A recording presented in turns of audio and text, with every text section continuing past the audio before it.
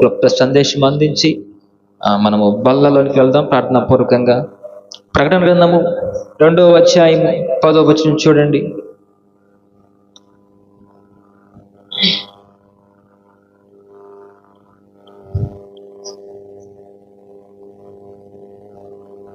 స్తోత్రం. 2వ అధ్యాయము 10వ వచనం.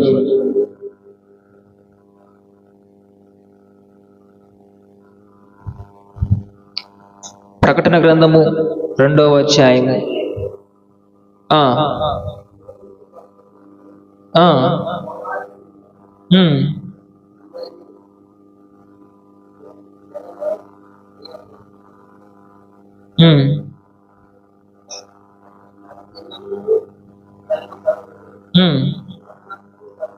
మరణము వరకు నమ్మకముగా ఉండము, నేను మీకు జీవ కిరీటము ఇచ్చేదను. దేవునికి మహిమ కలుగునుగాక. మీకు కొన్ని దినాలు శ్రమలు కలుగుతాయి. మరణము వరకు నమ్మకముగా ఉండుము, నేను నీకు జీవ కిరీటము ఇచ్చేదను. కొన్ని దినాలు అపవాది మిమ్మల్ని శోధిస్తాడు.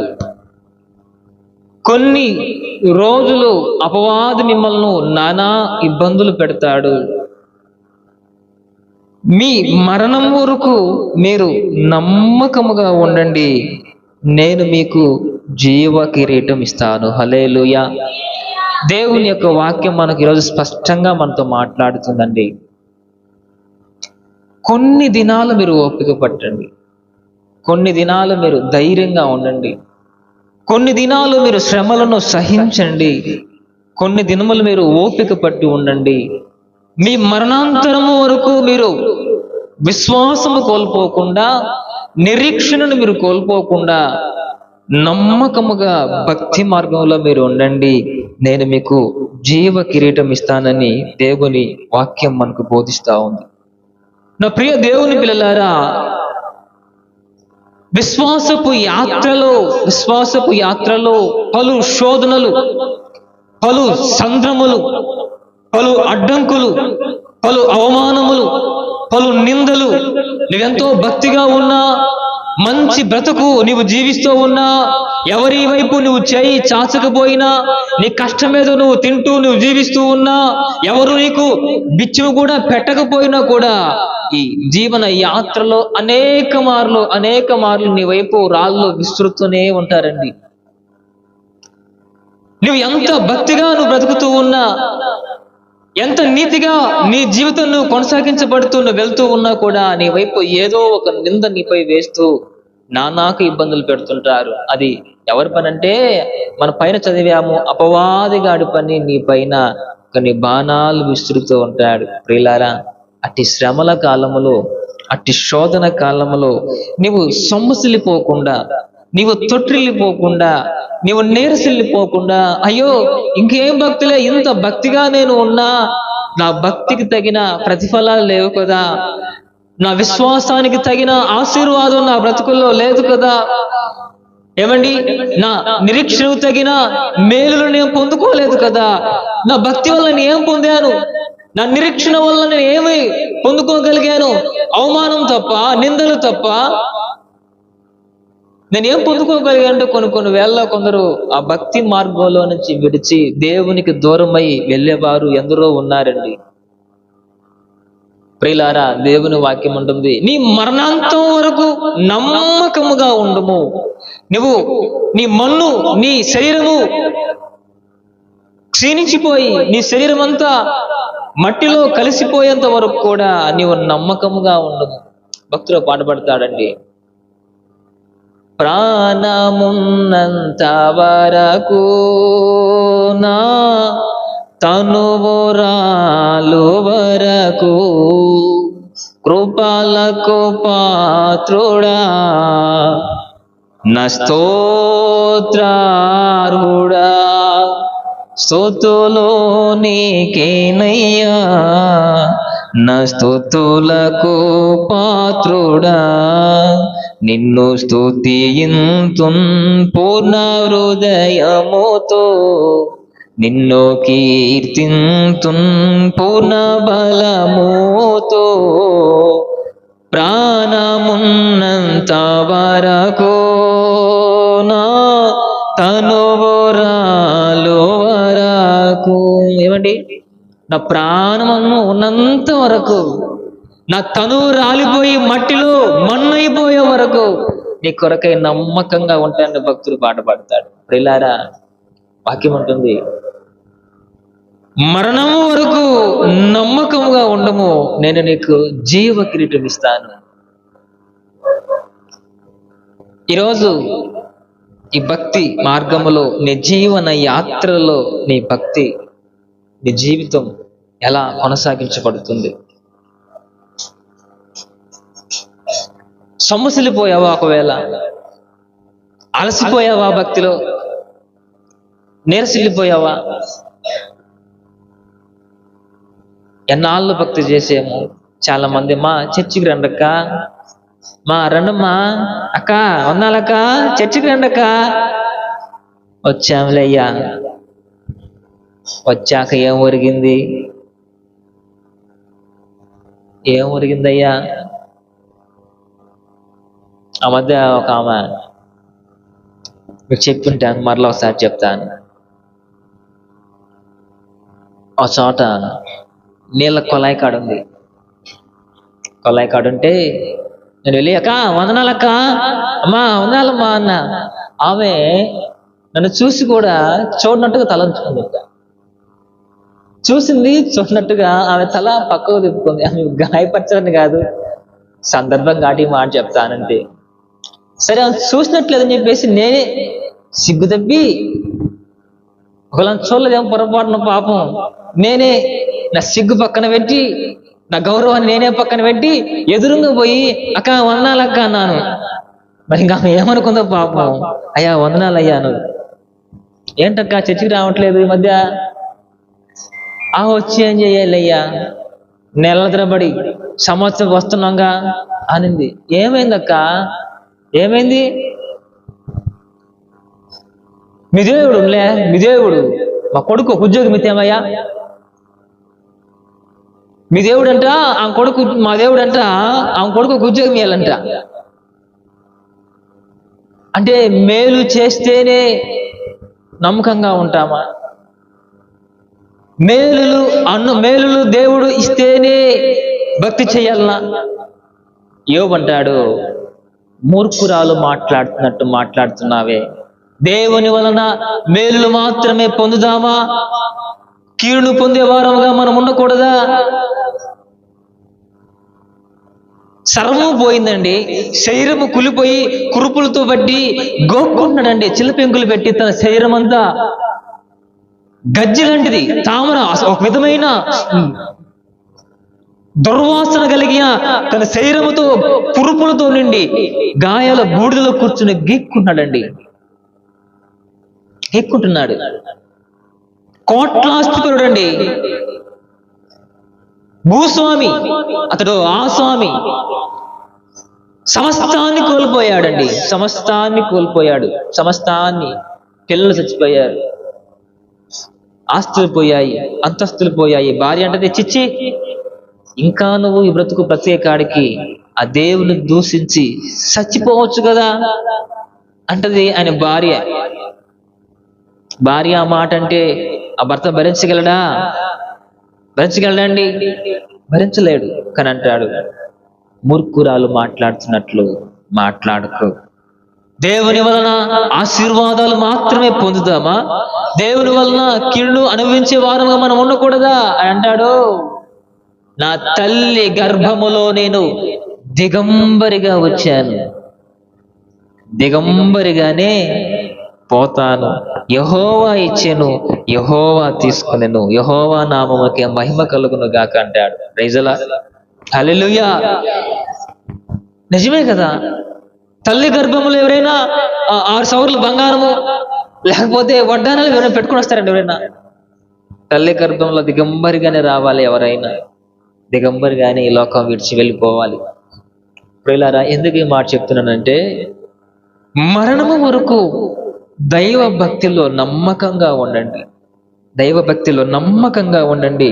ఆయన మన కొరకై జీవ కిరీటాన్ని మనకి ఇవ్వబోతున్నాడు. శ్రమలు ఎన్నైనా రావచ్చు, శోధనలు ఎన్నైనా రావచ్చు, హింసలు ఎన్నైనా రావచ్చు, అవమానములు ఎన్నైనా రావచ్చు. నీ విశ్వాసపు యాత్రను అడ్డుకట్టవేయాలని ఎన్నో భ్రమలు నీ పైకి రావచ్చు, అగ్ని బాణములు నీకు రావచ్చు, ఎర్ర సముద్రములు నీకు రావచ్చు, ఎరికో గోడలు నీకు రావచ్చు, ఎత్తైన పర్వతములు అడ్డముగా నీకు రావచ్చు. వాటన్నిటిని నీవు చదును భూమిగా చేసుకుని విశ్వాసపు యాత్రలో నీవు క్రీస్తు కొరకే రోషము కలిగి ముందుకు కొనసాగదువుగాక. హల్లెలూయా, హల్లెలూయా. ప్రియులారా, నా జీవిత యాత్రలో ఎన్నో తుఫానులు, నా విశ్వాస ఓడయాత్ర కొనసాగుచున్నది. కొనసాగించే యేసు నాకు తోడుండగా, తుఫానులైనా పెనుగాలులైనా, తుఫానులైనా పెనుగాలులైనా ఆపలేవు నా యాత్రను. నా జీవిత యాత్రలో ఎన్నో తుఫానులు అయిన నా యేసు నా పక్షమై ఉండగా, అయిన నా యేసు నా పక్షమై ఉండగా, తుఫానులైనా పెనుగాలులైనా ఆపలేవు నా యాత్రను. ఆ భక్తుడు పాడతాడు, తన జీవిత యాత్రలో ఎన్నో పెను తుఫానులు అతని అణిచికొట్టగా, తన యాత్రను ఆపివేయాలని, తన బ్రతుకును నావను ఆపివేయాలని తుఫానులు పెనుగాలు అతనిపై వీచగా, ఎన్ని తుఫానులైనా ఎన్ని పెనుగాలులైనా నా యేసు నాతో ఉన్నాడు, నా యాత్రను ఎవడు ఆపలేడని భక్తుడు పాడతాడు. ప్రియులారా, ఎందుకు ఈ మాట చెప్తున్నానంటే, మన జీవన యాత్రలో దైనందిన జీవితంలో పలు అడ్డంకులు వస్తాయండి. కష్టం వస్తుంది, మీకు నష్టం వస్తుంది, అవమానమే మీకు మిగులుద్ది, కన్నీరే మీకు మిగులుద్ది, కన్నీరే మీకు అన్నపానములుగా మిగులుతాయి. అర్ధరాత్రి వేళ నీవు ఘోషించి ఏడ్చిన రాత్రులు ఎన్నో నీ బ్రతుకుల్లో ఉంటాయి. కొన్ని మార్లు పోయిలారా నా బ్రతుకులో, అందులో నిద్రపోతున్న వేళ పలుమార్లు నా దిండుకు తెలుసు ఎంతగా ఏడ్చుంటాను. అవమానాలు పల్లేక, నిందలు పల్లేక, ఈ బ్రతుకు ఈ విశ్వాసపు యాత్ర సేవలో కొనసాగలేక, ఆత్మీయుల చేత, బంధువుల చేత, స్నేహితుల చేత అవమానాలు పడలేక పలుమార్లు నా దిండుకు తెలుసు, నా మంచానికి తెలుసు ఎంతగా ఏడ్చుంటాను. అయినా నేటికి ఆర్థిక ఇబ్బంది నన్ను వెన్నంటింది, అనారోగ్య సమస్య నన్ను వెన్నంటింది. కొన్నిసార్లు కదలలేని స్థితిలో కూడా నేను ఉన్నాను. అనారోగ్యం పాలయ్యి, శక్తి లేక, ఆరోగ్య సమస్యలు నన్ను వెంటాడినా,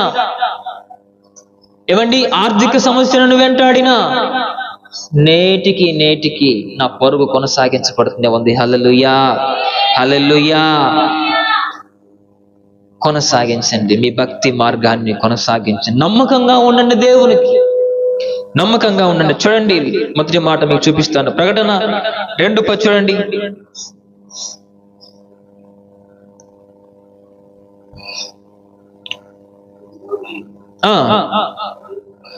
ఇదిగో మీరు శోధింపబడినట్లు అపవాది మీలో కొందరిని చెరలో వేయింపబోచున్నాడు.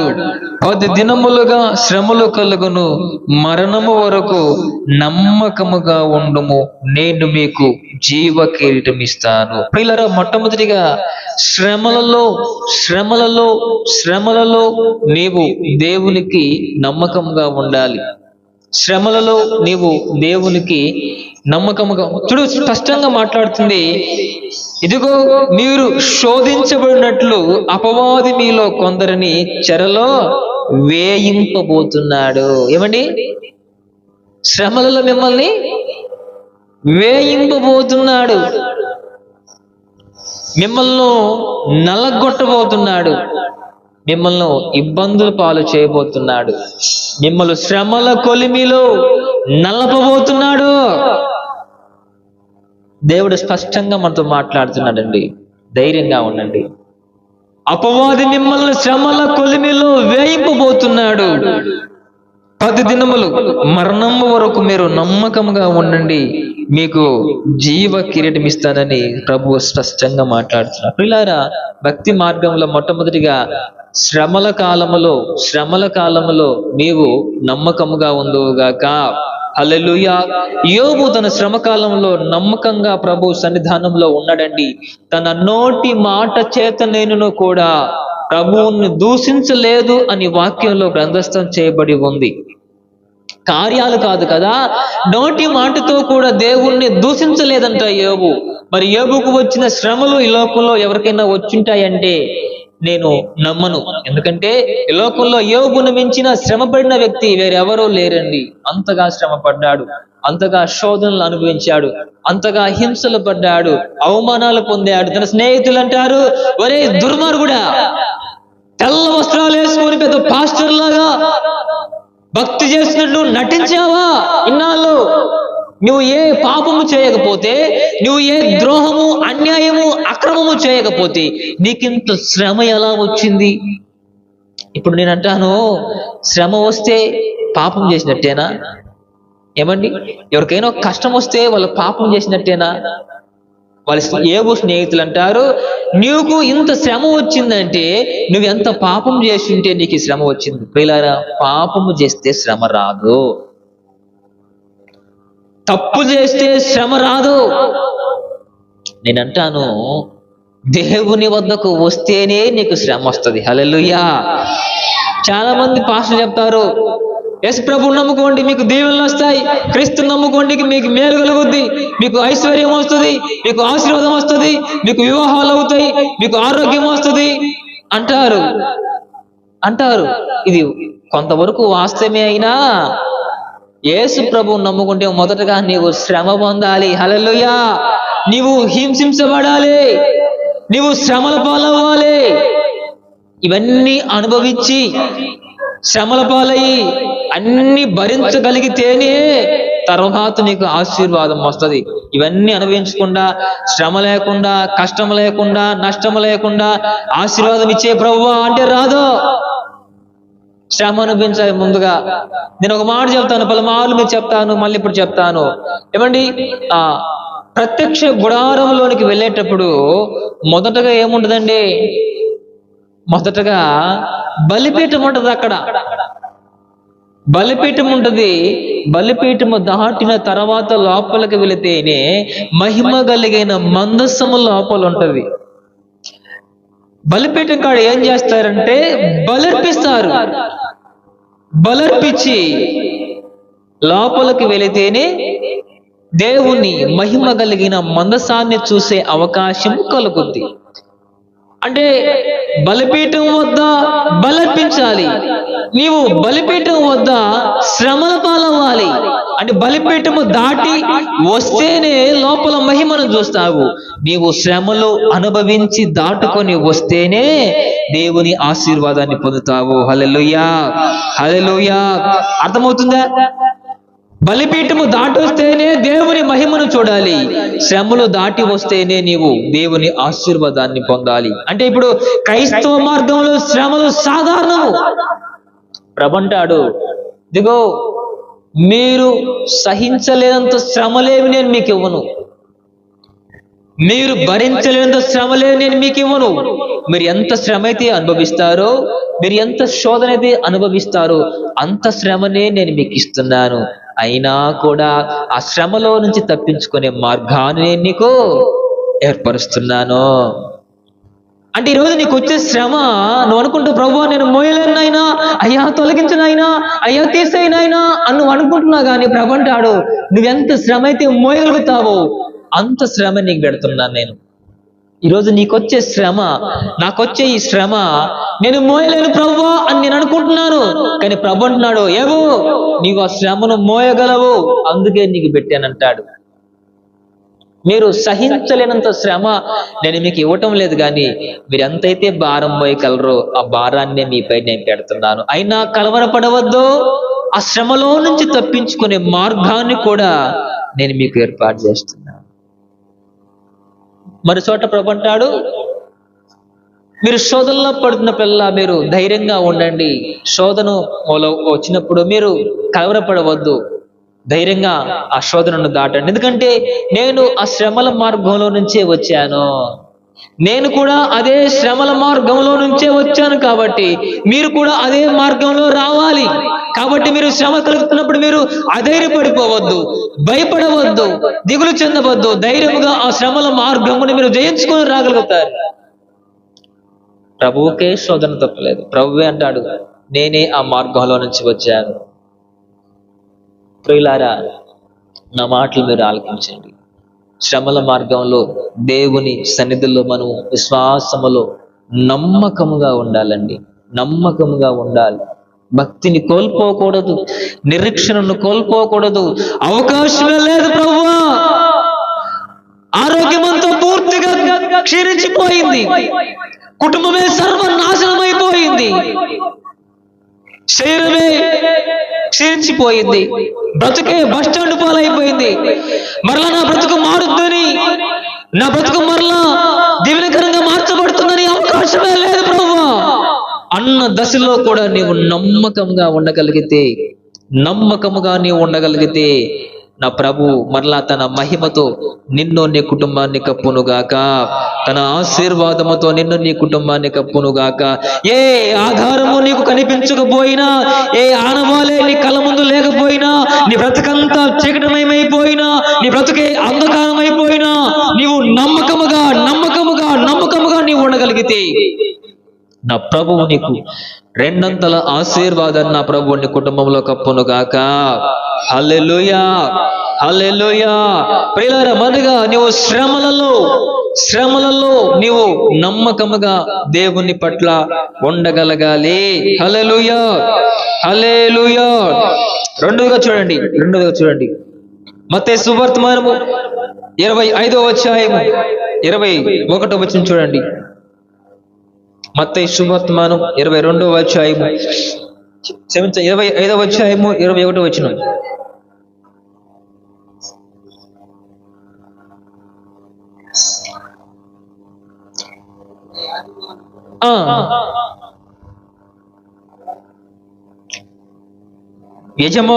అతని యజమానుడు బల నమ్మకమైన మంచి దాసుడా, నీవు కొంచెములో నమ్మకముగా ఉంటివి, నిన్ను అనేకమైన వాటి మీద నియమించెదను, నీ యజమానుని సంతోషములో పాలు పొందుమని అతనితో చెప్పెను. ఒక వ్యక్తి ఒకరోజు, ఒక యజమానుడు, అతను తన ఊరిని విడిచి వేరే ప్రాంతానికి వెళుతూ ఒక ముగ్గురిని పిలిచి, ఒకడికి 5 తలాంతులు, ఒకడికి 7 తలాంతులు, ఒకడికి ₹1. సరే, తలాంతం మీకు అర్థం కాదు కాబట్టి నా భాషలో మీకు చెప్తాను. ఒక ముగ్గురిని పిలిచి ఒకడికేమో ₹10 ఇచ్చాడు, ఒకడికేమో ₹5 ఇచ్చాడు, ఒకడికేమో ₹1 ఇచ్చాడు. మీరు ఇవి జాగ్రత్తగా దాచుకోండి ఆ యజమానుడు చెప్పి దూరదేశం వెళ్ళాడు. దూరదేశం వెళ్ళిన తర్వాత కొన్ని 10 ఏళ్లకు తిరిగి వచ్చి మరలా ఆ ముగ్గురిని పిలిచి, ఎరా బాబులు రండ్రా అంటూ పిలిచి, ఎరా మొదటి ₹10 ఇచ్చిన వ్యక్తిని పిలిచి, నాన్న నీకు ₹10 ఇచ్చాను కదా, నేను పోతా ఆ ₹10 ఏం చేసావయ్యా అంటే అని చెప్పాడు. అయ్యా, నీవిచ్చిన ఈ ₹10 నేను ₹100 సంపాదించుకున్నాను. ఏమండి, నువ్విచ్చిన ₹10 నేను ₹100 సంపాదించుకున్నానని ఆ ₹10 ఇచ్చిన వ్యక్తి చెప్పాడు. ఆ ₹5 ఇచ్చిన వ్యక్తిని పిలిచాడు. ఆ ఆ 5 రూపాయలు, బాబు నీకు 5 రూపాయలు ఇచ్చాను కదా, ఆ 5 రూపాయలు ఏం చేసావు నాన్న అంటే, అయ్యా నీవు ఇచ్చిన 5 రూపాయలతో నేను మరో 5 రూపాయలు సంపాదించుకున్నాను, మొత్తం అక్కడ 10 రూపాయలు ఉన్నాయని చెప్పాడు. బల మంచి దాసుడా అన్నాడు. ఆ మూడో వ్యక్తి ఉంది కదా, రూపాయి ఇచ్చిన వ్యక్తి, ఆ రూపాయి ఇచ్చిన వ్యక్తిని పిలిచి, బాబు నీకు నేను రూపాయి ఇచ్చా కదా, ఆ రూపాయి ఎదురా అని అడగానే ఇది అంటాడు, నాకు తెలుసు అయ్యా, నాకు తెలుసు నీ బుద్ధి, నువ్వు ఇచ్చిన చోటనే తవ్వేవాడివని నాకు ముందే తెలిసే నువ్వు ఇచ్చిన రూపాయినే ఖర్చు పెట్టకుండా గుంత తీసి గుంతలో దాపెట్టాను, గొంతులో దాపెట్టానని మూర్ఖంగా ఆ మూడో వ్యక్తి మాట్లాడాడు. ప్రియులారా, వాస్తవానికి ఆ దాసుడు ఎందుకు ఇచ్చాడంటే, వానికి ఇచ్చిన ఆ డబ్బులతో వాడు అధికం చేసుకోవాలని, అధికంగా ఎక్కువగా సంపాదించుకోవాలన్న ఉద్దేశంతో ఆ యజమానుడు వారికి డబ్బులు ఇస్తే ఇదంటాడు, నువ్వు విత్తిన చోటే కోసేవాడివని నాకు తెలుసు, నువ్వు పిసినారి కట్టేవని నాకు తెలుసు. ఏమండి, నీవు పిసినారి కట్టేవని నాకు తెలుసు, అందుకే నీవు ఇచ్చిన రూపాయి నేను ఎవరికి ఇవ్వకుండా అక్కడ దాపెట్టాను అన్నాడండి. మీకు ఈ విషయం అర్థం కాలేదు కదా, నేను చెప్తాను. ఆ ముందు వ్యక్తులేమో బల మంచి దాసుడా, నీ యజమాని విందులో పాలు పంపులు పొందమని ఆ ఇద్దరు వ్యక్తుల్ని ఆ యజమానుడు పొగిడాడండి. ఈ మూడవ వ్యక్తి రూపాయి తీసుకున్న వ్యక్తిని తిట్టాడు. కారణం ఏంటంటే, ఆ యజమానుడికి దేవాతి దేవుడు సాదృశ్యంగా ఉన్నాడు.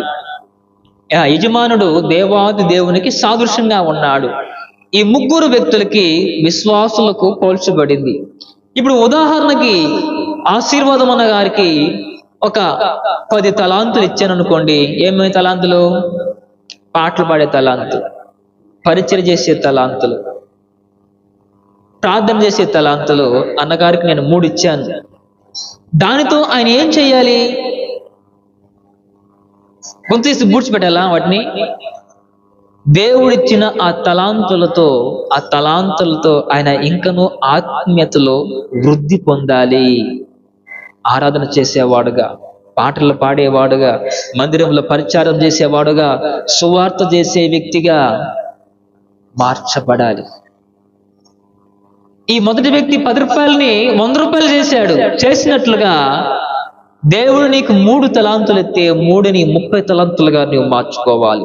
ఆ వ్యక్తికి 1 తలాంతు ఇస్తే ఆ తలాంతుని ఏమాత్రం దేవుని కొరకు ఉపయోగించకుండా, ఏమాత్రం వృద్ధి చేయకుండా ఆ తలాంతుని ఇచ్చినట్లుగానే దాచిపెట్టాడు. చాలా మందికి పాటలు పాడే తలాంతు ఉంటుంది, పాడరు. చాలా చక్కగా పాడతారు వాళ్ళు, పాడరు. నోటి ముత్యాలు రాలిపోతాయి, నోట్లో ఉండే బంగారు పళ్ళన్నీ రాలి కింద పడిపోతాయి. చప్పట్లు కొట్టండి నమ్మంటే కొట్టరు, చేతులు అరిగిపోతాయేమో. ప్రియులారా, దేవుని ఆలయంలో, దేవుని సన్నిధంలో, ఆయన పరిశుద్ధ ఆలయమందు, ఆయన సన్నిధిలో ఎల్లప్పుడు దేవుని స్తుతించుడి, సన్నతం తులసి తారతోను చక్కని స్వరములతో, చక్కని స్వరములతో ఎల్లప్పుడు. నాకు అసలు స్వరం లేదండి, ఇలాగే పాటలు మామూలు పాడను, అన్ని పాటలు పాడుతున్నాను, గొంతు బాగుంటుంది, నేను పాడిన అక్కడ దేవుడు బట్టి కొన్ని పాటలు రాసి క్యాసెట్ కూడా చేసినా కానీ పాటలు బాగాలేవు. యూట్యూబ్లో ఉంటాయి, నేను రాసి క్యాసెట్ కూడా చేశాను, మ్యూజిక్ చేసి 3-4 పాటలు ఉంటాయి, కానీ స్వరం బాగాలేదు. లేకపోతే ఇంకా పాటలు పాడదు నేను క్యాసెట్కి. అంటే 10 తంతుల ఒక పాట ఉంటుంది, 10 తంతుల సితారతో నిన్నేకి, నా స్తుతుల పైన పాటలో 10 తంతుల అనే మాట ఉంటుంది కదండి. ఎక్కడ? 10 తంతుల సితారతో నిన్నే కీర్తించేదా. 10 తంతుల సితారంటే ఆ రోజుల్లో 10 తంతుల సితార వేరే, ఈ రోజుల్లో 10 తంతుల సితారంటే ఇవొక 5 ఇవొక 5. ఎన్నైని? ఈ 5 మీరు 2 చేతులతో చప్పట్లు కొడుతూ పాడమనే దేవుని యొక్క వాక్య ఉద్దేశం. 10 తంతుల సితార మాకు ఆడదయ్యా, మా కాడ కీబోర్డులు లేవు, తబలాలు లేవు అంటారేమో. మీ కాడ ఈ 2 చేతులు కలిపితే 10 అవుతాయి. ఈ 10 తంతులే సితారగా మార్చబడి చప్పట్లు కొడుతూ పాడమని దేవుని వాక్యం సెలవిస్తా ఉంది. ప్రియులారా, మీకు ఇవ్వబడిన తలాంతులలో మీరు నమ్మకంగా ఉండాలి. ఈరోజు నీకు పాడే తలాంతు ఇవ్వబడిందా?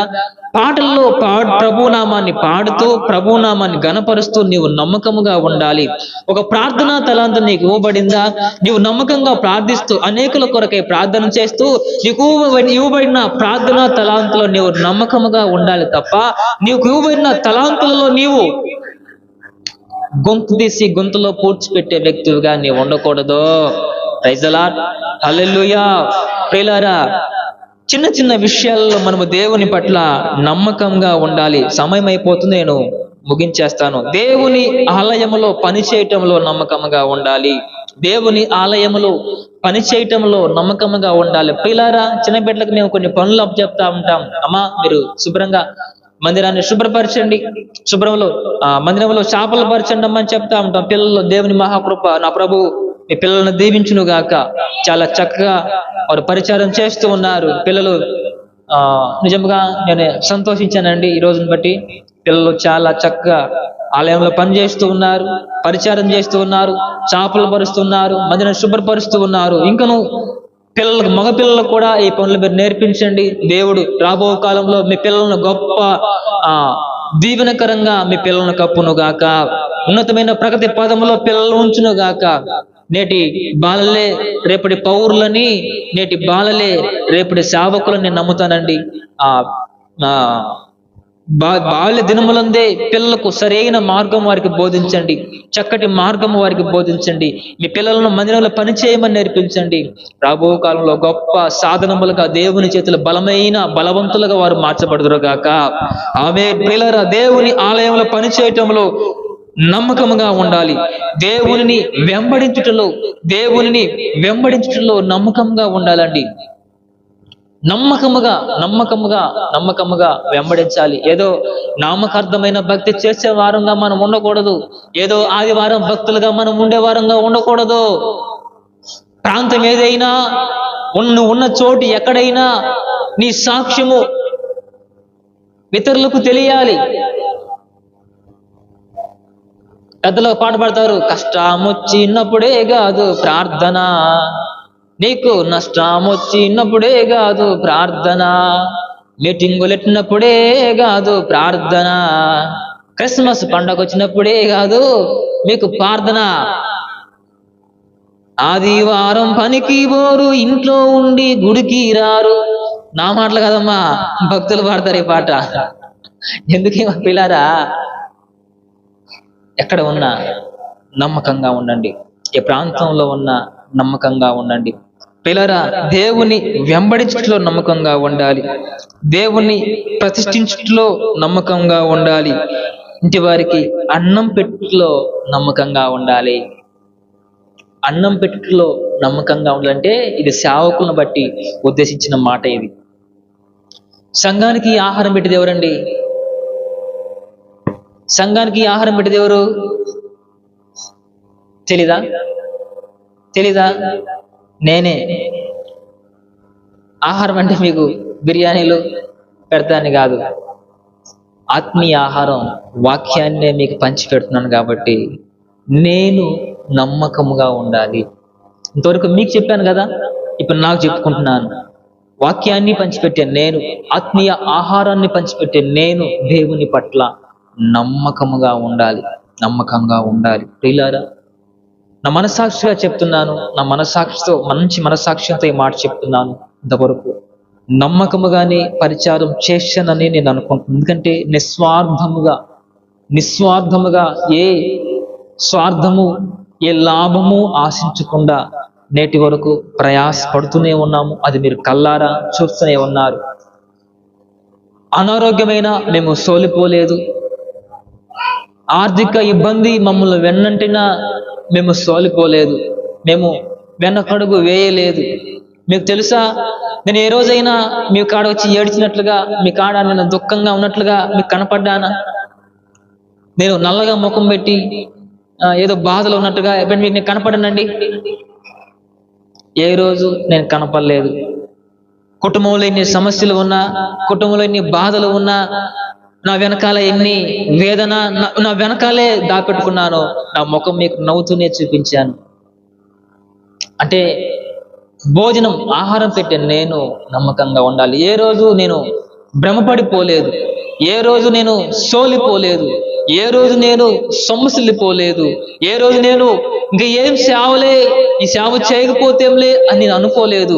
కరువైనా కష్టమైన, కరువే వచ్చిన, నష్టమే వచ్చిన, ఉపద్రవమే వచ్చిన, కన్నీరే వచ్చిన, అవమానమే వచ్చిన, నిందలే వచ్చిన, హింసలే వచ్చిన, ఆర్థిక వ్యవస్థ నన్ను దెబ్బతీసిన, అనారోగ్య సమస్య నన్ను నా కుటుంబాన్ని వేధించిన, ఎన్ని సమస్యలైనా, ఎన్ని ఎదురుగాలైనా, పర్వతములే వచ్చిన, ఉపద్రవం వచ్చిన, ఖడ్గమే వచ్చిన, అవమానం ఎన్ని వచ్చినా కూడా ప్రతిదాన్ని ఛేదించుకుంటూ మీ మధ్యలోకి వచ్చి వాక్యాన్ని మీ కొరకై ధారాళంగా వెత్తి నా ప్రయాణాన్ని కొనసాగించబడి వెళ్తున్నానా లేదా? ఇందుకు ఏదైనా అబద్ధం ఏమైనా ఉందా? దీంట్లో ఏమైనా మోసం ఏమైనా ఉందా? ఏం లేదు కదా. ఏమైనా స్వార్థంగా ఎప్పుడైనా మాట్లాడినా, మీరు తేవాలి, మీరు ఇవ్వాలి, మీరు తెచ్చి పెట్టండి అని ఎప్పుడైనా అన్నానా? ఏ రోజు అనను. నా దేవుని వాక్యం అంటుంది, అన్నం పెట్టే వారు నమ్మకంగా ఉండమని. అన్నం పెడుతున్న నేను దేవుని పట్ల నమ్మకముగా ఉండునుగాక. అట్టి భాగ్యము ప్రభు నాకు మనందరికీ అనుగ్రహించునుగాక. అందరూ మోకరించండి, ప్రార్థన చేసుకుందాం.